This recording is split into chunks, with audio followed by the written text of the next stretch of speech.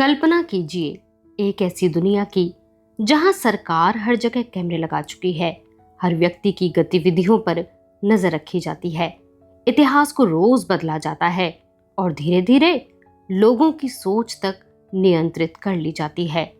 उस दुनिया में एक चेहरा हर दीवार पर लगा है और उसके नीचे लिखा है, big brother is watching you.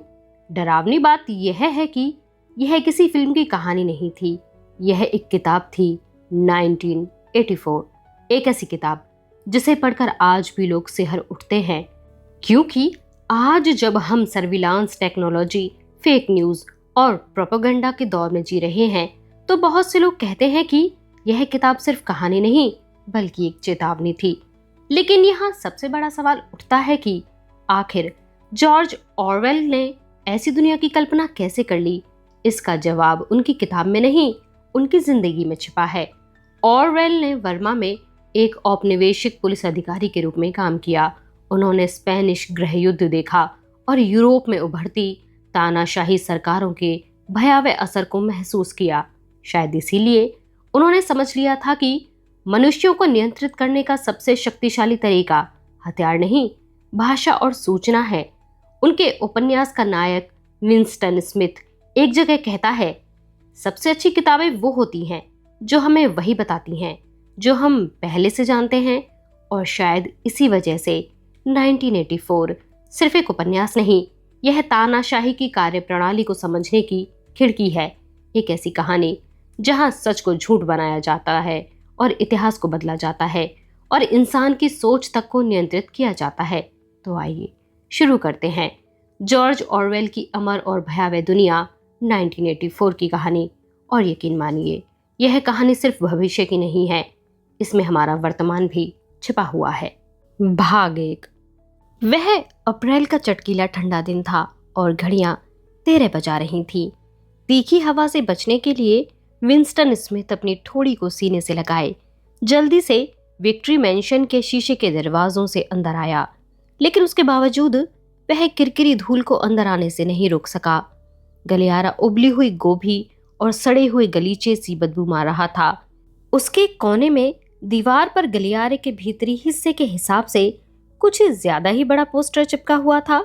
उसमें केवल 1 मीटर से बड़ा विशाल चेहरा चित्रित था। यह लगभग 45 वर्ष, घनी मूंछों वाले अति आकर्षक नाक नक्श वाले एक आदमी का चेहरा था। विंस्टन सीढ़ियों की तरफ चल पड़ा। लिफ्ट के लिए प्रयास करना बेकार था।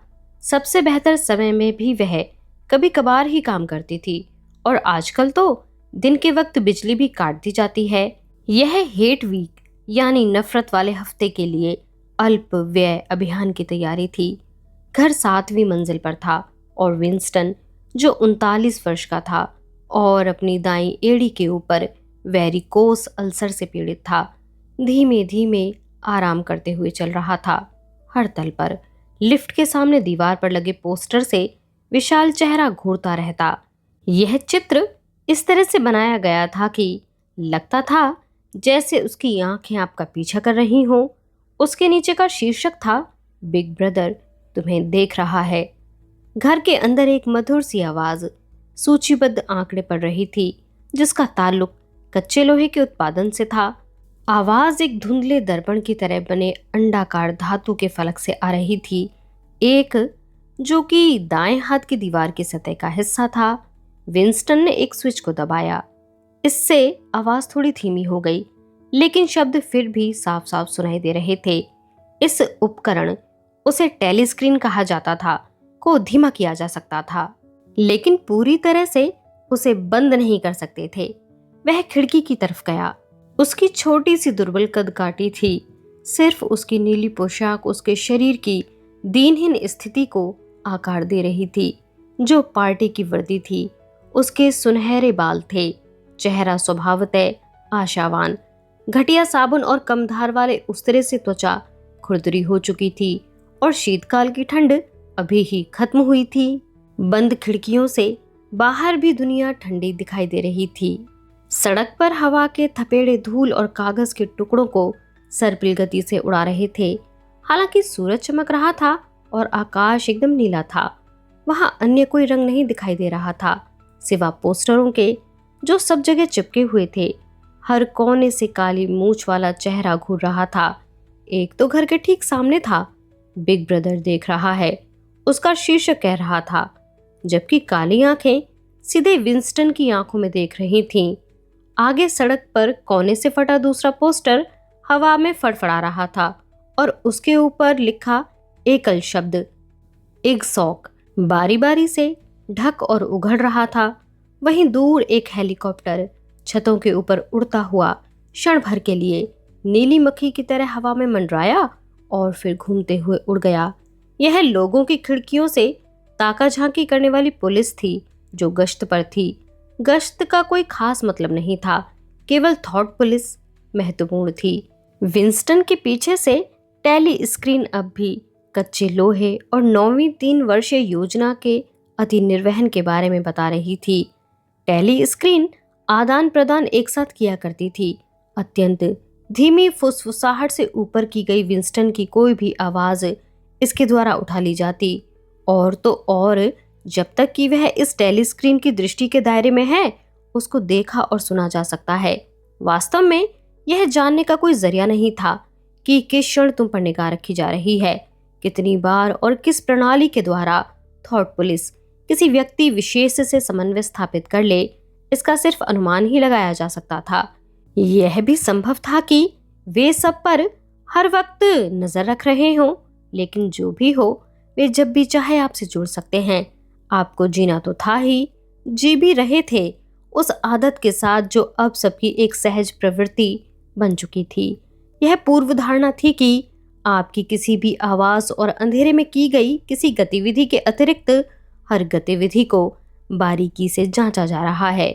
विंस्टन ने टेली स्क्रीन की तरफ अपनी पीठ कर रखी थी। यह ज्यादा सुरक्षित था, हालांकि वह जानता था कि पीठ से भी बहुत कुछ पता लगाया जा सकता था।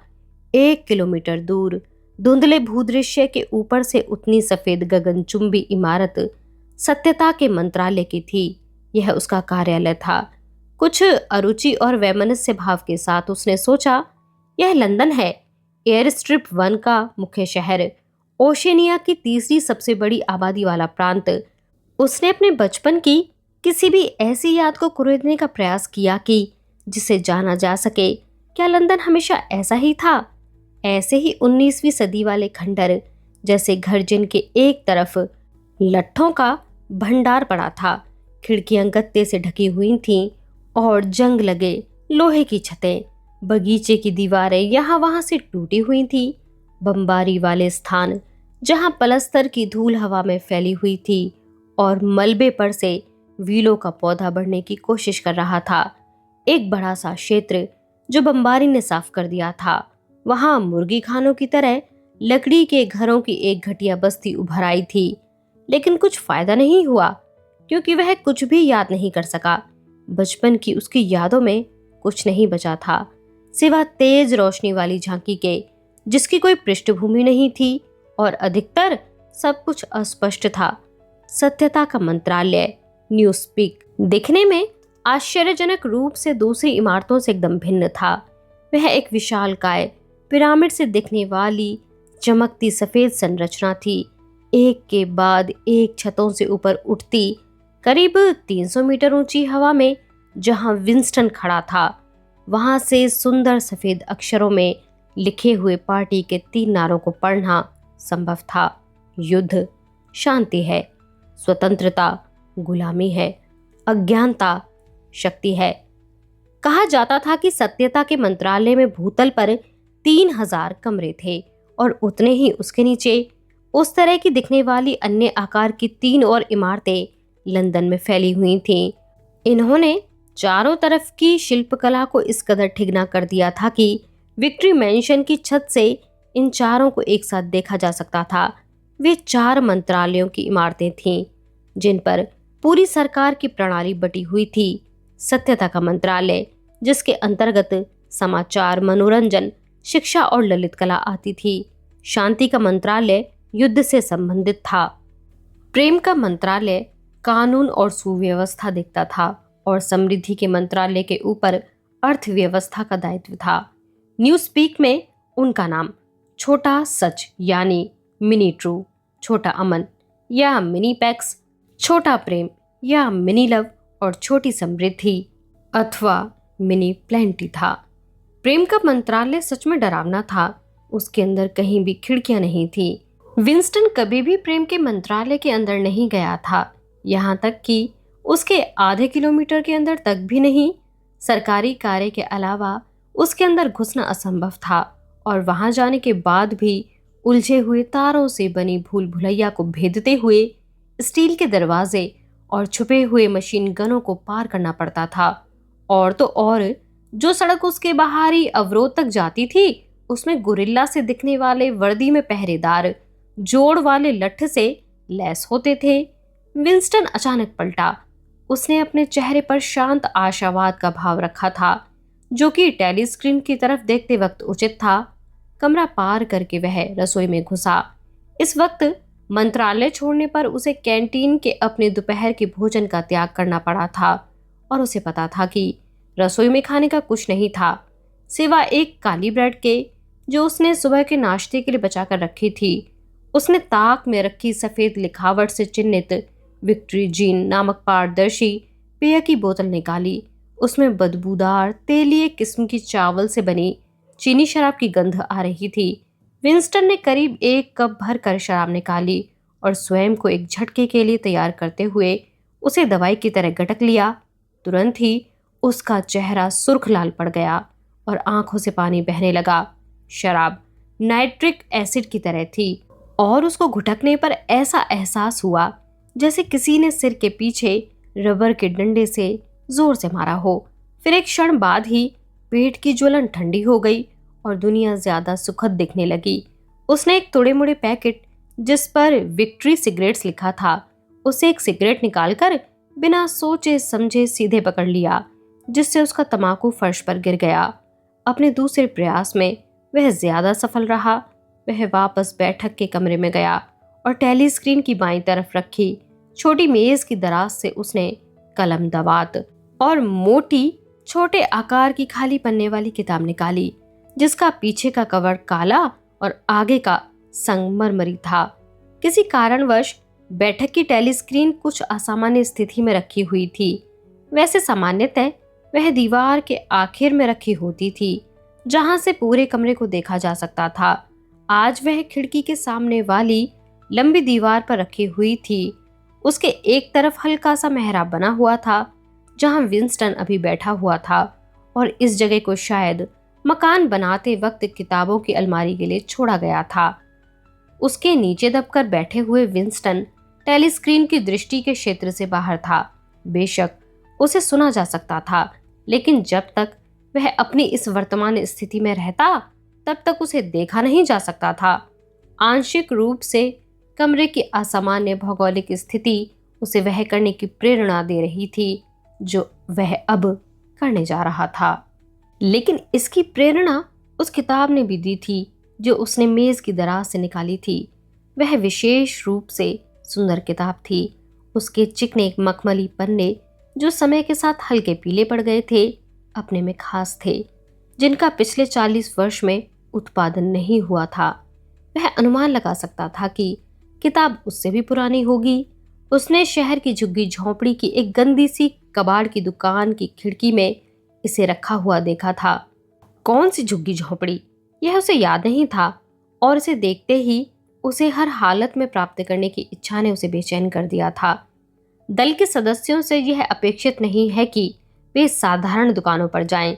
उसे मुक्त बाजार में खरीदना बेचना कहा जाता था, लेकिन इस नियम का सख्ती से पालन नहीं होता था, क्योंकि बहुत सारी चीजें थीं, जैसे जूते के फीते और उस तरह, जिन्हें किसी और तरीके से प्राप्त नहीं किया जा सकता था। उसने सड़क के इधर उधर तेज निगाह दौड़ाई और जल्दी से अंदर घुसकर $2.5 में किताब खरीद ली थी।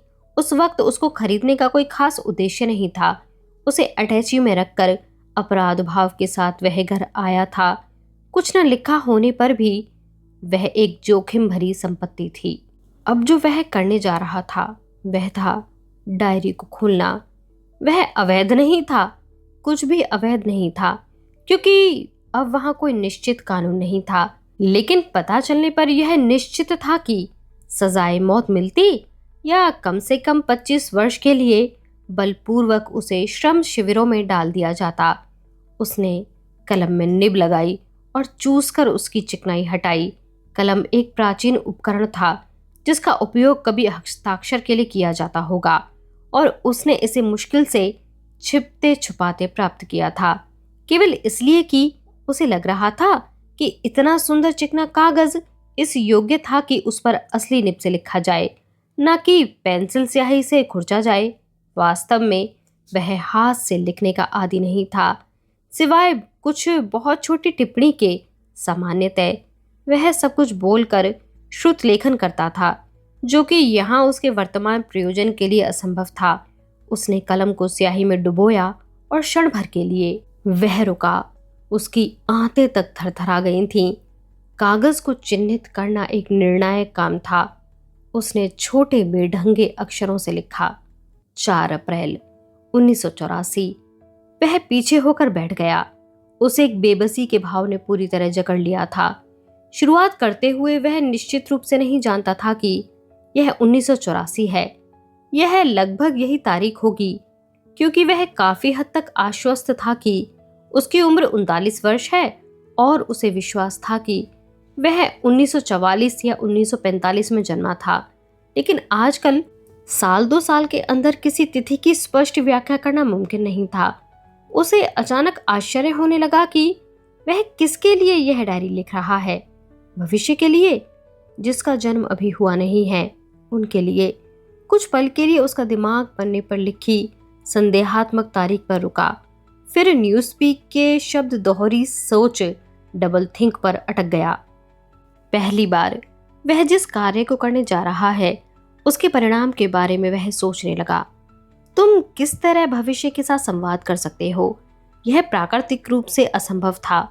या तो भविष्य वर्तमान की तरह ही होगा, ऐसे में वह उस समय उसकी नहीं सुनेगा, नहीं तो यह इससे एकदम अलग होगा और उसकी विकट परिस्थिति का उस समय कोई अर्थ नहीं होगा। कुछ समय के लिए वह एक बेवकूफ सा कागज को देखता रहा। टेली स्क्रीन में अब कर्कश सेना का संगीत चलने लगा था। यह अजीब था कि उसने न सिर्फ अपने को व्यक्त करने की शक्ति खो दी थी, बल्कि वह यह भी भूल चुका था कि उसने शुरुआत में क्या कहने के विषय में सोचा था। पिछले कई हफ्तों से वह अपने को इस मौके के लिए तैयार कर रहा था, और उसे कभी ख्याल भी नहीं आया था कि उसे साहस के अलावा और किस चीज की भी आवश्यकता पड़ेगी।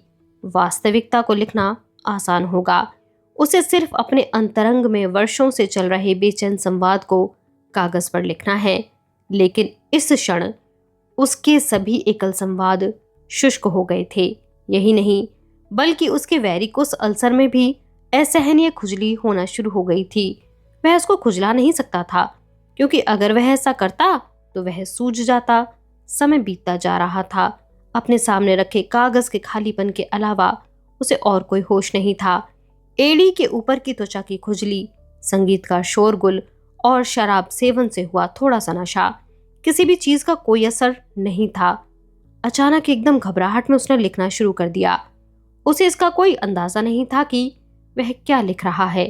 उसकी छोटे बच्चों जैसी लिखावट कागज के ऊपर नीचे भटक रही थी। पहले उसने बड़े अक्षरों यानी कैपिटल लेटर्स को अनदेखा किया और बाद में पूर्ण विराम लगाने भी छोड़ दिए। 4 अप्रैल 1984 कल रात फिल्मों के नाम थी। सब युद्ध पर आधारित फिल्में थीं। उनमें से एक बहुत अच्छी थी, जिसमें शरणार्थियों से भरे पानी के जहाज पर भूमध्य सागर में कहीं बमबारी कर दी जाती है। दर्शकों को वह दृश्य देखकर मजा आया, जिसमें एक मोटा व्यक्ति अपने पीछे आ रहे हेलीकॉप्टर से बचने के लिए तैरने की कोशिश करता है। पहले वह पोर्पोइस मछली की तरह पानी में गोता लगाता है। फिर हेलीकॉप्टर की गोलीबारी के बीच हम देखते हैं कि गोलियां लगने से वह पूर्ण रूप से छिद्रित हो गया है और उसके चारों तरफ का समुद्र खून से गुलाबी हो गया और अचानक वह डूब जाता है, जैसे कि छेदों से पानी उसके अंदर भर गया हो। जब वह डूबा तो दर्शकों की हंसी गूंज उठी। फिर बच्चों से भरी एक रक्षा नौका को दिखाया गया, जिसके ऊपर हेलीकॉप्टर मंडरा रहा था। नाव के अग्रभाग में एक अधेड़ उम्र की यहूदी महिला बैठी थी, जिसकी बाहों में करीब 3 वर्ष का छोटा बच्चा था। छोटा बच्चा डर से चिल्ला रहा था और अपना सर माँ के स्तनों के बीच ऐसे छुपा रहा था जैसे वो उसमें समा जाना चाहता हो, और माँ भी उसे अपनी आगोश में लेकर ठाठस बंधा रही थी, जबकि वो खुद डर से नीली पड़ी हुई थी। ऐसा करते हुए वो उसे जितना संभव हो सके ढकने और छुपाने का प्रयास कर रही थी, मानो उसके हाथ गोलियों को रोक सकते हों। फिर हेलीकॉप्टर ने 20 किलो का बम उन पर फेंका और एक तेज रोशनी के साथ नाव एक माचिस की तरह जल उठी। फिर एक अद्भुत दृश्य आया जहां छोटे बच्चे के हाथ आसमान की तरफ उठ रहे थे, जिसे हेलीकॉप्टर में आगे के भाग में रखे हुए कैमरे ने लिया होगा। पार्टी की सीट पर बैठे दर्शकों ने इसे खूब सराहा, लेकिन श्रमिकों की पंक्ति में बैठी एक महिला ने तभी हंगामा खड़ा करते हुए तब तक यह चिल्लाना जारी रखा कि उन्हें बच्चों के सामने यह नहीं दिखाना चाहिए था, इसे बच्चों के सामने दिखाना सही नहीं है। जब तक कि पुलिस उसे पकड़कर बाहर नहीं ले गई, मुझे नहीं लगता कि उसके साथ कुछ हुआ होगा। किसी को फर्क नहीं पड़ता कि श्रमिक क्या कहते हैं, यह तो श्रमिकों की आम प्रतिक्रिया है जिस पर ध्यान नहीं दिया जाता। विंस्टन ने लिखना बंद कर दिया, आंशिक रूप से इसलिए क्योंकि वह ऐंठन से पीड़ित था। उसे नहीं पता था कि किसने उसे यह बकवास लिखने को प्रेरित किया था, लेकिन सबसे ज्यादा आश्चर्य की बात यह थी कि जब वह ऐसा कर रहा था तब एकदम अलग स्मृति ने उसके दिमाग के पट खोल दिए, वह भी इस हद तक कि वह उसे भी लिखने के लिए बाध्य हो गया। उसको अब यह एहसास हुआ कि यह सब उसी घटना के कारण था कि उसने अचानक घर आने का निर्णय लिया और आज अपनी डायरी की शुरुआत की। यह सब सुबह मंत्रालय में हुआ था, अगर इस भ्रामक और अस्पष्ट स्थिति को घटना माना जाए तो। लगभग 11 बजे का समय था। अभिलेखागार विभाग में जहां विंस्टन कार्यरत था, लोग छोटे छोटे कक्षों क्यूबिकल से कुर्सियां घसीटकर हॉल में बड़े टेलीस्क्रीन के आगे 2 मिनट की नफरत के लिए एकत्रित हो रहे थे। विंस्टन जैसे ही बीच की पंक्ति में कुर्सी पर बैठने वाला था, उसी समय वहां 2 लोग अचानक अंदर आए जिन्हें वह शक्ल से पहचानता था, लेकिन उसने उनसे बात कभी नहीं की। उनमें से एक लड़की थी जिसे अक्सर वह गलियारे में गुजरते हुए देखता था। उसका वह नाम नहीं जानता था, लेकिन उसे मालूम था कि वह कहानी विभाग में काम करती थी, क्योंकि उसने देखा था कि कभी कभी उसके हाथ तेलिए रहते हैं और उसके हाथ में पाना रहता था। संभवतः कि वह कहानी लेखन मशीन से संबंधित यांत्रिकी में काम करती है। वह दबंग सी दिखने वाली करीब 27 वर्ष की युवती थी। घने केश, चित्तई चेहरा और खिलाड़ियों सी फुर्तीली चाल वाली। एक पतला लाल पट्टा जो जूनियर एंटी सेक्स लीग संभोग विरोधी संघ का द्योतक था, उसके कोट के कमर के हिस्से में ऐसे कसकर बांधा था कि जिससे उसकी सुगठित कदकाठी का आकार स्पष्ट हो सकता था। उसने जब उसे पहली बार देखा था तभी से वह उसे नापसंद करता था। उसको इसका कारण ज्ञात था, वह यह कि वह अपने आसपास हॉकी मैदान और ठंडे स्नान व सामुदायिक यात्रा और आम स्वच्छता सा एहसास लेकर चलती थी। वह लगभग सभी महिलाओं को नापसंद करता था, और विशेषकर उन्हें जो जवान और सुंदर हों। वे हमेशा औरतें ही होती थीं, खासकर तरुणावस्था वाली, जो दल की कट्टर अनुयायी होती थीं, जो नारों की भुक्कड़, अनाड़ी जासूस और परंपरा विरोधी ताक झांक करने वाली होती थीं। लेकिन इस विशेष लड़की ने उसे दूसरों से ज्यादा खतरनाक होने का आभास दिया। एक बार जब गलियारे में वह मिली थी, तब उसकी तीक्ष्ण तिरछी निगाहों ने उसे इस तरह छलनी किया था कि पल भर के लिए वह भयंकर खौफ से थरथरा उठा था। उसके दिमाग में ख्याल आया था कि शायद वह थॉट पुलिस की गुप्तचर हो। यह सच हो ऐसा असंभावित था, फिर भी जब भी वह उसके आसपास होती तो उसे अजीब सी बेचैनी होती रहती थी, जिसमें डर के साथ बैर का भाव भी रहता था।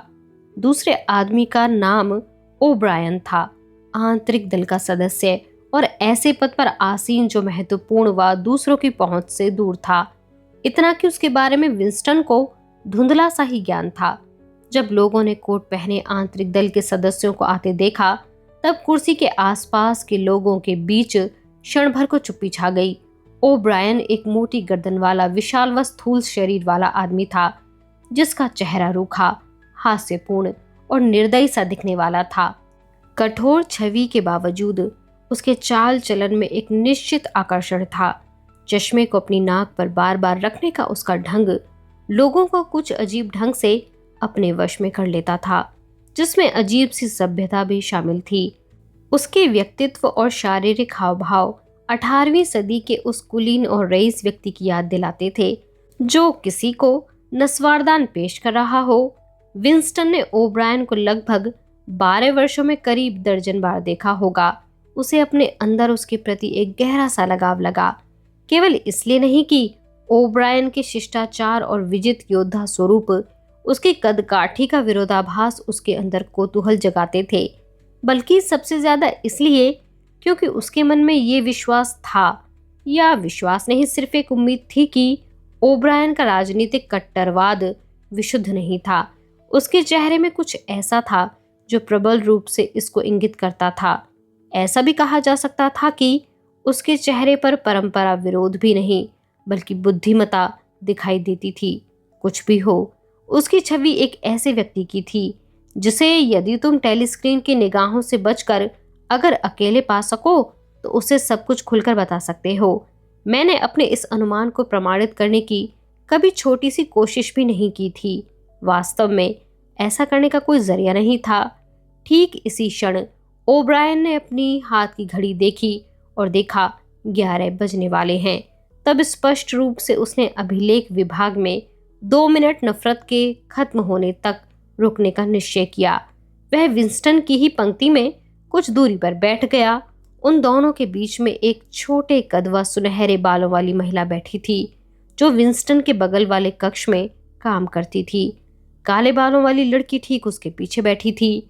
दूसरे ही क्षण कमरे के दूसरे छोर में रखे टेलीस्क्रीन से एक विभत्स घर्षण ध्वनि निकली, जैसे कोई विकराल मशीन बिना तेल के चल रही हो। वह ऐसी ध्वनि थी जिसे दांत किटकिटा जाते और गर्दन के पीछे के बाल खड़े हो जाते। नफरत शुरू हो गई थी। हमेशा की तरह इमैनुएल गोल्डस्टीन लोगों के दुश्मन के चेहरे की झलक टेलीस्क्रीन पे दिखाई गई। दर्शकों के बीच इधर उधर फुसफुसाहट शुरू हुई। रजत बालों वाली महिला ने डर और नफरत से भरी चीख निकाली। गोल्डस्टीन बागी और अधर्मी था, जो बहुत पहले, कितने पहले किसी को याद नहीं था, कभी दल का अग्रणी नेता हुआ करता था। लगभग बिग ब्रदर के स्तर का, जैसे क्रांति विरोधी गतिविधियों की वजह से मौत की सजा हुई थी और वह एक रहस्यमय ढंग से पलायन कर गायब हो गया था। 2 मिनट नफरत का कार्यक्रम हर दिन बदलता रहता, लेकिन ऐसा कभी नहीं हुआ जब गोल्डस्टीन मुख्य चरित्र नहीं होता था। वह प्रमुख गद्दार था। वह सबसे पहला कलंकी था जिसने दल की पवित्रता दूषित की थी।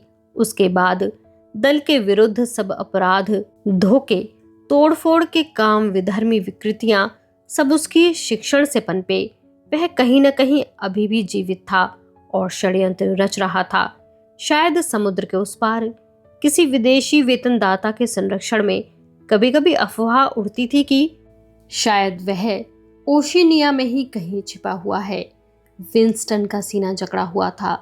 वह कभी भी गोल्डस्टीन का चेहरा बिना दुखद मिश्रित भावों के नहीं देख पाता था। एक लंबा यहूदी चेहरा, घुंघराले सफेद बाल और छोटी बकरीनुमा दाढ़ी, एक योग्य फिर भी सहज रूप से तिरस्कारणीय चेहरा, लंबी नाक में झलकती बुढ़ापे की मूर्खता जिसके अंत में ऐनक लटकी हुई थी। उसकी शक्ल भेड़ से मेल खाती थी। उसकी आवाज में भी भेड़ के गुण थे। सदा की तरह गोल्डस्टीन दल के सिद्धांतों के ऊपर हमला कर रहा था। ऐसा हमला जो इतना बढ़ा चढ़ा और विकृत था कि कोई छोटा बच्चा भी इस बात को समझ सकता था, लेकिन फिर भी संभव था कि वह उन लोगों के अंदर डर जगा दे जो उससे कम विवेकशील हैं, और वे शायद इस पर विश्वास कर लें। वह बिग ब्रदर को कोस रहा था। वह दल की तानाशाही को दोषी ठहरा रहा था। वह मांग कर रहा था कि तुरंत यूरेशिया में शांति स्थापित हो। वह अभिव्यक्ति की स्वतंत्रता की, पत्रकारिता की स्वतंत्रता की, संसद की स्वतंत्रता की, विचारों की स्वतंत्रता की पैरवी कर रहा था। वह पागलों की तरह चिल्ला चिल्ला कर बोल रहा था कि क्रांति के साथ विश्वासघात हुआ है। यह सब वह तेज गति से बहुशब्दीय भाषा में कह रहा था, जो कि दल के वक्ताओं का आम ढंग है और जिसमें न्यूज़स्पीक के शब्द भी थे। इतने ज्यादा न्यूज स्पीक के शब्द जो शायद ही कभी दल के सदस्यों ने अपनी वास्तविक जिंदगी में प्रयोग किए हों। इस पूरे समय के दौरान गोल्डस्टीन के लच्छेदार भाषणों के पीछे छुपे हुए मंसूबों में कोई संशय न रह जाए, इसलिए उसके सिर के पीछे टेली स्क्रीन पर अनगिनत पंक्तियों में यूरेशिया की सेना को कदम ताल करते हुए लगातार दिखाया जा रहा था। पंक्ति दर पंक्ति भावहीन चेहरों के साथ हृष्ट पुष्ट एशियाई स्क्रीन के पास आते और गुम होकर दूसरे ऐसे ही चेहरों से बदल जाते। सैनिकों के जूतों की नीरस पृष्ठभूमि पर गोल्डस्टीन की मिमियाती आवाज गूंज रही थी। नफरत के कार्यक्रम के 30 सेकंड में ही कमरे में आधे से ज्यादा लोगों की अनियंत्रित गुस्से की चित्कार कौंध उठी। स्क्रीन पर भेड़ सा दिखने वाला आत्मसंतुष्टि से पूर्ण चेहरा और उसके पीछे भयंकर बलशाली यूरेशिया की सेना को सहना अब मुश्किल हो गया था। साथ ही साथ गोल्डस्टीन का चेहरा या उसके बारे में सोच भी स्वतः डर और क्रोध से भर जाती थी। वह खुद नफरत का ऐसा पात्र था जो यूरेशिया या ईस्टेशिया से ज्यादा स्थायी था। जब ओशिनिया इन दोनों में से एक के साथ युद्ध कर रहा होता था तो दूसरे के साथ उसके संबंध शांतिपूर्ण रहते थे। लेकिन एक बात जो अजीब थी वह यह कि हालांकि सब गोल्डस्टीन से नफरत और उपेक्षा करते, हर दिन हजार बार हर मंच पर, टेलीस्क्रीन पर, समाचार पत्रों में व किताबों में उसके सिद्धांतों का खंडन होता, मजाक उड़ाया जाता, दयनीय बकवास को दिखाया जाता। इन सब के बावजूद उसका प्रभाव कभी कम नहीं हुआ। हमेशा नए लोग उससे प्रभावित होते रहते। एक दिन भी ऐसा नहीं निकला जब थॉट पुलिस ने उसके गुप्तचरों और नुकसान पहुंचाने वालों का पर्दाफाश न किया हो। वह खुफिया सेना का सेनाध्यक्ष था, षड्यंत्रकारियों का एक ऐसा भूमिगत नेटवर्क जो सरकार का तख्ता पलट करने के लिए समर्पित था। उसका कथित नाम ब्रदरहुड, भाईचारा था। दबे शब्दों में एक खौफनाक पुस्तक की भी बात हो रही थी, सब मतांतरों या सभी विधर्मियों का एक ऐसा संग्रह जिसे गोल्डस्टीन ने लिखा था और जो चोरी छुपे लोगों के बीच घूम रही थी। यह किताब बिना शीर्षक की थी। लोग अगर इसके बारे में बात करते तो सिर्फ वह किताब के नाम से, लेकिन लोगों को इसके बारे में सिर्फ अस्पष्ट अफवाहों द्वारा पता होता था। जब तक मजबूरी ना हो, ब्रदरहुड और किताब के बारे में दल का कोई भी सदस्य बात नहीं करता था। दूसरे मिनट तक नफरत पागलपन की हद तक पहुंच गई। टेली स्क्रीन से आ रही आवाज को दबाने के लिए लोग अपनी जगहों पर उछलते हुए ऊंची आवाज में जोर जोर से चिल्ला रहे थे। छोटे सुनहरे बालों वाली महिला का चेहरा सुर्ख गुलाबी हो गया था और उसके होठ तट पर पड़ी मछली की तरह फड़फड़ा रहे थे। यहाँ तक कि ओब्रायन का चेहरा भी तमतमाया हुआ था। वह अपनी कुर्सी पर सीधा बैठा हुआ था और उसकी छाती फूलते हुए ऐसे कांप रही थी जैसे वह प्रत्यक्ष खड़े होकर लहरों का सामना कर रहा हो। विंस्टन के पीछे बैठी काले बालों वाली महिला ने सुअर सुअर सुअर चिल्लाना शुरू कर दिया था और फिर अचानक न्यूज स्पीक के एक भारी शब्दकोश को स्क्रीन की तरफ फेंका। वह गोल्डस्टीन की नाक पर लगा और गिर गया। आवाज अनवरत रूप से चलती आ रही थी। एक पल इतना स्पष्ट था कि विंस्टन ने देखा कि वह दूसरों के साथ चिल्ला रहा है और कुर्सी को अपने पैरों पर हिंसात्मक होकर मार रहा है। 2 मिनट की नफरत के इस कार्यक्रम की भयावह बात यह नहीं थी कि कोई नाटक करने के लिए बाध्य था, बल्कि यह कि वह अपने आप को शामिल होने से नहीं रोक सकता था। 30 सेकंड के भीतर ही दिखावे के लिए जगह नहीं रह जाती थी। एक डर और बदले के लिए विभत्स उत्साह, एक प्रबल इच्छा मार डालने की, तड़पाने की, हथौड़े से चेहरे को चकनाचूर करने की हर एक व्यक्ति के अंदर ऐसे बहने लगती थी जैसे विद्युत धारा, जो एक व्यक्ति को उसकी अपनी ही इच्छा के विरुद्ध विकृत चीखता हुआ एक पागल व्यक्ति बना देती थी। इसके अलावा लोग जो क्रोध महसूस कर रहे थे वह निराकार और दिशाहीन भाव था, जो एक ऐसे ग्लो लैंप या दमनदीप की तरह था जिसकी दिशा कभी भी एक वस्तु से होकर दूसरी वस्तु की तरफ हो सकती थी। इसीलिए एक समय ऐसा था कि विंस्टन की नफरत गोल्डस्टीन की तरफ एकदम नहीं थी, बल्कि इसके विपरीत बिग ब्रदर, दल और थॉट पुलिस के विरुद्ध थी। इस एक पल में उसका हृदय स्क्रीन पर दिख रहे उस अकेले मजाक उड़ाने वाले विधर्मी के प्रति पिघल गया जो इस झूठ भरी दुनिया में सत्य और विवेक का एकमात्र संरक्षक था। और पुनः दूसरे ही क्षण वह दूसरे लोगों की तरह सोचने और गोल्डस्टीन के बारे में जो भी कहा गया वह सच लगने लगा। उन क्षणों पर उसकी बिग ब्रदर के प्रति घृणा गहरी श्रद्धा में बदल जाती और बड़ा बिग ब्रदर अदम्य भयरहित संरक्षक की तरह खड़ा दिखता।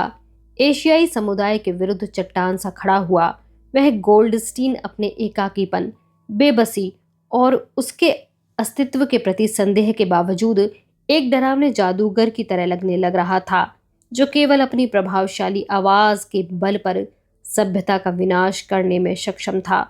कई बार स्वेच्छा से अपनी नफरत को इस तरफ से उस तरफ मोड़ देना भी संभव था, जिस तरह दुस्वप्न से बाहर आने के लिए बलपूर्वक अपने सिर को तकिए से हटाते हैं।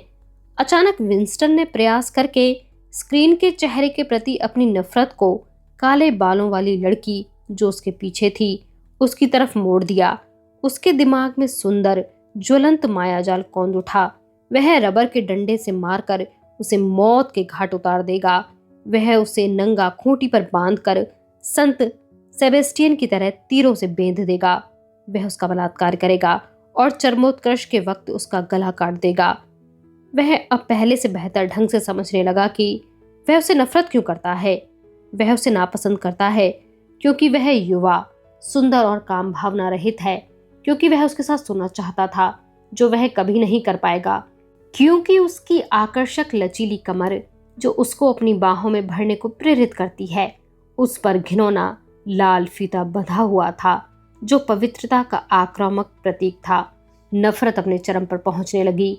गोल्डस्टीन की आवाज वास्तव में भेड़ की मिमियाहट बन चुकी थी और एक पल के लिए उसका चेहरा भी वैसा हो गया। फिर भेड़ सा चेहरा यूरेशियन सैनिक में बदल गया जो ऐसा लग रहा था मानो आगे बढ़ रहा है, डरावना और विशालकाय मशीन गन से गोली बरसाता हुआ। ऐसा लगा वह स्क्रीन की सतह से बाहर निकल आएगा। इतना वास्तविक कि अगली पंक्ति में बैठे हुए कुछ लोग सहम कर पीछे सीट पर सिमट गए, लेकिन उसी क्षण वह शत्रु व्यक्ति बिग ब्रदर के चेहरे में बदल गया। काले बाल, काली मूछें, सशक्त और रहस्यमय ठहराव के साथ, और इतना विशालकाय जो पूरी स्क्रीन पर छा गया, जिसे देखकर लोगों ने राहत की सांस ली। किसी ने नहीं सुना कि बिग ब्रदर क्या कह रहा था। वह सिर्फ प्रोत्साहन के कुछ शब्द थे, ऐसे शब्द जो युद्ध स्थल में बोले जाते थे, जो अपने में अस्पष्ट होते थे लेकिन बोलने मात्र से आत्मविश्वास पैदा कर देते थे। फिर बिग ब्रदर का चेहरा गायब हो गया और उसकी जगह बड़े अक्षरों में दल के 3 नारे स्क्रीन पर उभर आए। युद्ध शांति है, स्वतंत्रता गुलामी है, अज्ञानता शक्ति है। लेकिन ऐसा लगा कि कुछ सेकंड के लिए स्क्रीन पर बिग ब्रदर का चेहरा रुका हुआ है, जैसे लोगों की आंख की पुतलियों में वह इतना जीवंत था कि तुरंत निकल नहीं सकता था। छोटी सुनहरे बालों वाली महिला ने अपने आप को सामने कुर्सी के पृष्ठभाग पर फेंक दिया, कांपती हुई बुदबुदाहट में, जैसे कह रही हो, मेरे रक्षक। उसने अपने दोनों हाथ स्क्रीन की तरफ बढ़ा दिए। फिर उसने अपना चेहरा हाथों से ढक लिया। साफ था कि वह प्रार्थना कर रही थी। इसी समय लोगों का एक पूरा समूह गहरी धीमी लय में ब ब ब पाठ करने लगा, बार बार, बहुत धीमे से। 2 ब के बीच लंबा अंतराल रखकर दूसरे ब कुछ अजीब सा आक्रामकपन लिए हुए था। इसकी पृष्ठभूमि में नंगे पैरों की चाल और टॉम टॉम के स्पंदन की आवाज थी। शायद 30 सेकंड तक यह सब चला। ऐसा अक्सर भारी आवेश के वक्त सुनाई पड़ता था। आंशिक रूप से इस तरह का भजन बिग ब्रदर की बुद्धिमत्ता और वैभव के लिए था, लेकिन इससे भी ज्यादा वह स्वसम्मोहन की क्रिया थी, जिसमें लयबद्ध ध्वनि के माध्यम से जानबूझकर अपने को भुला देना होता था। विंस्टन की आंत तक ठंडी पड़ चुकी थी। 2 मिनट नफरत कार्यक्रम के उन्माद में वह अपने को शामिल करने को मजबूर था, लेकिन ब का अमानवीय पाठ उसे हमेशा दहशत से भर देता था। बेशक वह औरों के साथ पाठ करता, कुछ और करना असंभव था। अपने भावों को छिपाना, अपने चेहरे को नियंत्रित करना, वह करना जो बाकी सब कर रहे हैं, यह सब एक सहज प्रतिक्रिया थी। लेकिन इन सब के बीच 2-1 सेकंड ऐसे हो सकते हैं जब उसकी आंखों के भावों ने उसे धोखा दिया हो और ठीक उसी पल वह महत्वपूर्ण घटना घटी, अगर वास्तव में वह हुई थी। क्षण भर को उसने ओब्रायन की आंखों में देखा। ओब्रायन खड़ा हो चुका था। उसने अपना चश्मा निकाल लिया था और स्वभावतः उसे अपनी नाक के ऊपर फिर से रखने लगा। लेकिन वह कुछ सेकंड ऐसा था जिसमें दोनों की आंखें मिली, और जितना भी समय लगा हो, विंस्टन को मालूम हो गया, हाँ, वह जानता है कि ओब्रायन भी उसी की तरह सोच रहा है। एक अनकहा संदेश दोनों के बीच गया। ऐसा लगा दो दिमाग खुले हों और उसके बीच के विचारों का आदान प्रदान आंखों द्वारा हो रहा हो। ओब्रायन जैसे कह रहा हो, मैं तुम्हारे साथ हूं, मुझे अच्छी तरह मालूम है तुम्हें कैसा लग रहा है, मुझे तुम्हारी अवमानना, तुम्हारी नफरत, तुम्हारी जुगुप्सा के बारे में मालूम है, लेकिन चिंता मत करो, मैं तुम्हारे साथ हूं। और फिर समझ का वह पल गायब हो गया और ओब्रायन का चेहरा औरों की तरह भावहीन हो गया। बस यही हुआ था, और अब तो वह निश्चित रूप से जानता भी नहीं था कि ऐसा कुछ हुआ भी था या नहीं। ऐसी घटनाओं का कभी अगला भाग नहीं होता। वो केवल व्यक्ति में एक विश्वास या उम्मीद जिंदा रखते हैं कि उसके अलावा दल के और दुश्मन भी हैं। शायद भूमिगत षड्यंत्र की अफवाहें आखिरकार सच हैं। शायद ब्रदरहुड या भाईचारे का सच में अस्तित्व हो। इतनी अंतहीन गिरफ्तारियां, इकबालिया बयान और फांसियों के बाद यह असंभव था कि ब्रदरहुड महज एक परिकल्पना थी। किसी दिन वह इस पर विश्वास करता, किसी दिन नहीं। वहां कोई साक्ष्य नहीं था, केवल क्षणिक झलकियां थीं, जिसका मतलब कुछ भी हो सकता था और नहीं भी। कुछ उड़ती हुई खबरें, शौचालय की दीवार में लिखा कोई अस्पष्ट लेख। एक बार जब दो अजनबी मिले तो उसके हल्के से हाथ की हरकतों से लगा जैसे पहचान का संकेत हो। यह सब अटकलबाजी थी। हो सकता है कि यह सब उसकी कल्पना हो। बिना ओब्रायन की तरफ देखे वह अपने कक्ष में चला गया था। क्षण भर के संपर्क को आगे बढ़ाने की बात उसके दिमाग में भी नहीं आई। अगर वह जानता भी कि यह कैसे किया जा सकता है और मुमकिन तौर पर खतरनाक हो सकता था, एक दो सेकंड के लिए उनके बीच एक संदिग्ध द्विअर्थी निगाहों का आदान प्रदान हुआ था, और यही इस कहानी का अंत था। लेकिन वह भी एक यादगार घटना थी, एक बाध्य अकेलापन जिसमें कि किसी एक को रहना ही पड़ता है। विंस्टन थोड़ा उठकर सीधा होकर बैठ गया। उसने एक डकार ली। अब उसे शराब चढ़ने लगी थी। उसने अपनी आंखें फिर पन्ने पर केंद्रित की। उसको तब मालूम हुआ कि जब वह निरीह सा चिंतन में लगा था, तब वह लिख भी रहा था जैसे कि यह एक स्वचालित क्रिया हो। अब वह पहले की तरह एक वैसी किचकिच यानी खराब लिखावट में नहीं लिख रहा था। अब कलम आकर्षक ढंग से कागज पर चल रही थी, साफ बड़े अक्षरों में लिख रही थी, बिग ब्रदर स्वीकार नहीं। बार बार लिखते हुए उसने आधा पन्ना भर दिया। वह घबराने से खुद को रोक न सका। यह उपहासास्पद था, क्योंकि वह विशेष शब्द लिखना डायरी खोलने से ज्यादा खतरनाक नहीं था। लेकिन एक पल के लिए वह चाहता था कि बहक कर लिखे हुए पन्ने फाड़ डाले और अपने इस अभिक्रम को पूरी तरह त्याग दे। परंतु उसने ऐसा नहीं किया, क्योंकि उसे मालूम था कि ऐसा करना व्यर्थ है। चाहे वह लिखे कि बिग ब्रदर स्वीकार नहीं, या वह इसे ना लिखे, इसे कोई फर्क नहीं पड़ता। वैसे भी थॉट पुलिस उसे पकड़ सकती है अगर वह कलम को कागज पर ना भी रखता, जो कि उसने किया। फिर भी वह एक विशेष अपराध कर चुका था, जिसमें सब अपराध निहित हैं। उसे वे थॉट क्राइम कहते हैं। थॉट क्राइम ऐसी चीज नहीं थी जिसे हमेशा के लिए छिपाया जा सकता था। कुछ समय के लिए, कुछ वर्षों के लिए भी सफलतापूर्वक झांसा दिया जा सकता था, लेकिन कभी न कभी तो वे तुम्हें पकड़ ही लेते। ऐसा हमेशा रात में होता था। गिरफ्तारी हमेशा रात में ही होती थी। अचानक झटके से नींद से उठना, कोई हाथ तुम्हारे कंधे को उग्रता से झकझोरता हुआ, तुम्हारी आंखों को चौंधिया देने वाली रोशनी, तुम्हारे बिस्तर के चारों तरफ कठोरता से घूरते हुए चेहरे। ज्यादातर मामलों में जांच नहीं होती थी, कोई गिरफ्तारी की कोई रिपोर्ट नहीं होती थी। लोग सिर्फ गायब हो जाते थे। हमेशा रात में तुम्हारा नाम रजिस्टर से निकाल दिया जाता। हर काम जो तुमने किया हो उसके दस्तावेज मिटा दिए जाते। तुम्हारे एकल अस्तित्व को अस्वीकृत कर दिया जाता और फिर भुला दिया जाता था। तुम्हें समाप्त किया जाता। इसके लिए वाष्पित शब्द आम था। पल भर के लिए एक तरह के उन्माद ने उसे जकड़ लिया। वह जल्दी जल्दी गंदी लिखावट में लिखने लगा, वे मुझे गोली मार देंगे, लेकिन मुझे चिंता नहीं। वह मेरी गर्दन के पीछे गोली मारेंगे, मुझे चिंता नहीं। बिग ब्रदर स्वीकार नहीं। वे हमेशा तुम्हें तुम्हारी गर्दन के पीछे गोली मारते हैं, लेकिन मुझे चिंता नहीं बिग ब्रदर। अपने आप पर थोड़ा शर्मिंदा सा वह कुर्सी पर पीछे होकर बैठ गया और अपनी कलम नीचे रख दी। दूसरे ही क्षण वह जोर से चौंका। उसके दरवाजे में खटखटाहट हुई। अभी से ही? वह चूहे की तरह स्थिर बैठ गया, इस निरर्थक आशा में कि जो भी हो एक बार प्रयत्न करने के बाद पता चल जाएगा। लेकिन नहीं, खटखटाहट दोबारा हुई। सबसे खराब बात, देरी करना होगा। उसका दिल ढोल की तरह धड़क रहा था, लेकिन पुरानी आदत की वजह से उसका चेहरा भावहीन था। वह उठा और भारी कदम से दरवाजे की तरफ बढ़ा।